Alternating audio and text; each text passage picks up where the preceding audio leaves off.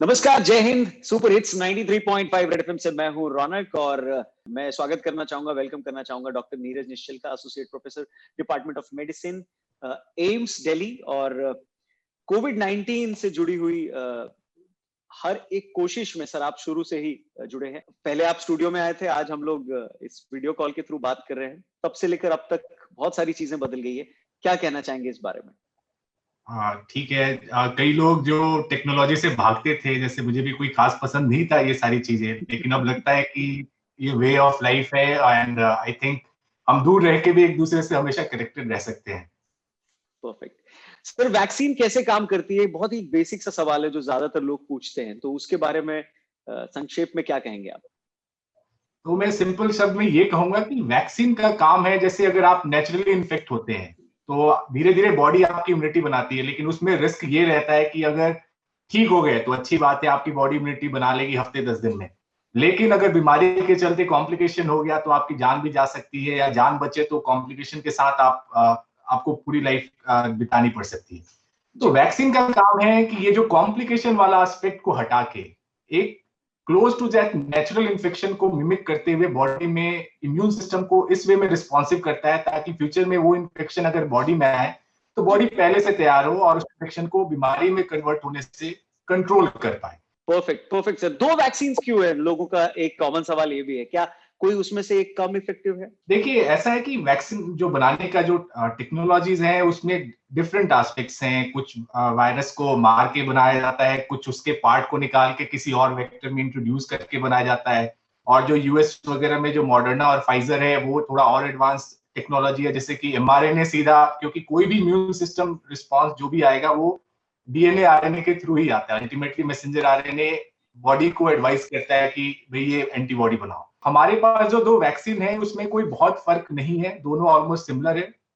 Technological difference है of course. एक recombinant जो कोविशील्ड है वो रिकॉम्बिनेंट वैक्सीन है। रिकॉम्बिनेंट वैक्सीन का मतलब कि जो ये सार्स कोव 2 वायरस का स्पाइक प्रोटीन को एक नॉन कह सकते हैं कि बीमारी नहीं करने वाले वेक्टर, एक एडिनो वायरस है, उसमें इंसर्ट करके हमारे बॉडी में ले जाया जाता है, ताकि बॉडी उसके अगेंस्ट फिर इम्यून रिस्पॉन्स माउंट कर पाए।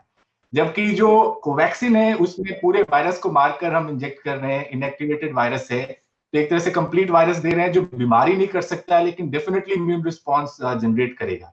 तो दोनों में चूज करने के लिए कोई बहुत डिफरेंस नहीं है और दोनों सेफ एंड इफेक्टिव है। सर, साइड इफेक्ट्स पे बहुत सारी बात हो रही है, क्या कोई लॉन्ग टर्म साइड इफेक्ट्स है इससे या फिर सेफ है सब कुछ? देखिए, जैसे हमने बोला कि आजकल सोशल मीडिया, व्हाट्सएप के जमाने में जो चीजें हैं बात का बतंगड़ बन जाता है बहुत ही आसानी से। अनफॉर्चुनेटली जो गलत इंफॉर्मेशन है वो ज्यादा फास्ट वे में ट्रेवल करता है। जो आपने शायद रोमियो जूलियट का डायलॉग था कि bad news travel faster than good news, तो वही सिचुएशन यहाँ पे है कि ये जो इतने भी गलत इंफॉर्मेशन होते हैं वायरल मैसेज की तरह सर्कुलेट हो जाते हैं। तो यहाँ पे समझने की जरूरत है कि जो भी ये दोनों वैक्सीन है इसमें जो माइनर साइड इफेक्ट्स आते हैं, और जो भी माइनर साइड इफेक्ट्स होते हैं वो बेसिकली जैसे बुखार हो गया, इंजेक्शन जहां लगा वहां पे पेन हो सकता है, थोड़ा बॉडी एक हो सकता है, हेडेक हो सकता है, थोड़ी थकावट सी फील हो सकती है।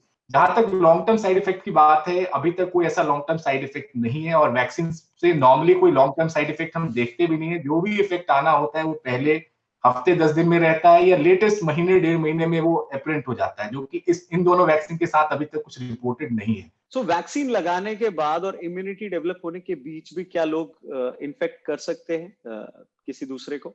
देखिए, यहाँ पे समझने की एक बहुत जरूरत है कि जो वैक्सीन का काम है इन्फेक्शन को बीमारी में कन्वर्ट होने से रोकने में सहायक होता है। यानी कि इन्फेक्ट आप तब भी हो सकते हैं, लेकिन जैसे आपने देखा है कि कोविड 19 में कई 80 to 85% लोग एसिम्टोमेटिक रहते हैं, यानी कि वो इन्फेक्ट हुए लेकिन बॉडी ने कंट्रोल कर लिया, उन्हें पता भी नहीं चला, लेकिन वो इन्फेक्शन कैरी कर सकते हैं। तो यहाँ पे बहुत जरूरी है कि जो आप एक बार वैक्सीनेट होने के बाद भी जो कोविड एप्रोप्रिएट बिहेवियर की बात कर रहे हैं, जब तक ये कोविड पैंडेमिक हम खत्म नहीं कर देते, आपको फॉलो करते रहना पड़ेगा।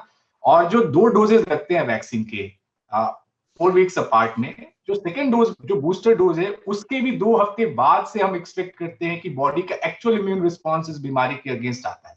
इसलिए बहुत जरूरी है कि आप कोविड एप्रोप्रिएट बिहेवियर फॉलो करते रहे। सर, रेड एफएम का ये जो कैंपेन है नेशन का वैक्सीनेशन, इसके बारे में आप क्या कहना चाहेंगे? मैं यही कहूंगा कि बिल्कुल ना हो लो कोई टेंशन।